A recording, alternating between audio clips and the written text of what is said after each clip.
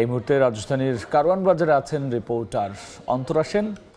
বিস্তারিত জানতে সরাসরি যাচ্ছি তার কাছে।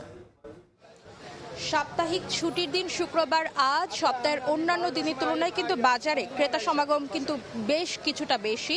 আমি এখন আছি রাজধানীর কারওয়ান বাজারের সবজির বাজারে। এখানে কিন্তু সবজির বাজার সকাল থেকে আমরা যেটা দেখতে পাচ্ছি যে সবজির বাজারে কিন্তু ক্রেতাদের স্বস্তি প্রকাশ করতে দেখা গেছে। ক্রেতা বিক্রেতারা উভয়ই কিন্তু বলছেন যে সবজির বাজার বেশ স্বস্তিজনক।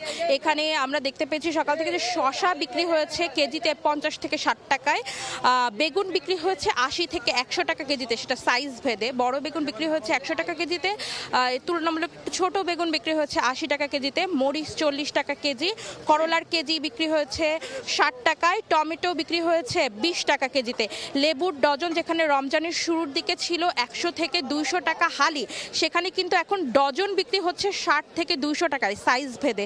তবে বাজারে কিন্তু মুরগির দাম বেশ, মুরগির মাংসের দাম কিন্তু বেশ কিছুটা বাড়তি। ব্রয়লার মুরগির দাম কিন্তু গেল সপ্তাহের তুলনায় 20 টাকা বেশিতে বিক্রি হচ্ছে। বর্তমানে ব্রয়লার মুরগি বিক্রি হচ্ছে কেজিতে 210 টাকায়, পাকিস্তানি মুরগি 280 টাকায় গেল সপ্তাহে বিক্রি হলেও এ সপ্তাহে বিক্রি হচ্ছে 310 টাকা কেজিতে।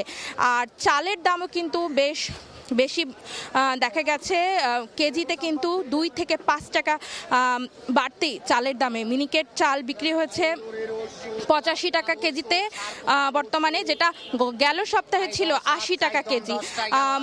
এছাড়া 28 চাল বিক্রি হচ্ছে বর্তমানে 60 টাকা কেজিতে, গেল সপ্তাহে যেটা 58 টাকা কেজিতে বিক্রি হচ্ছে, অর্থাৎ 28 চাল কেজিতে 2 টাকা বাড়তি এবং মিনিকেট চাল কিন্তু কেজিতে 5 থেকে 6 টাকা বাড়তিতে বিক্রি হচ্ছে। তবে এছাড়া কিন্তু মশলার বাজারেও কিন্তু বেশ অস্থিরতা লক্ষ্য করা গেছে।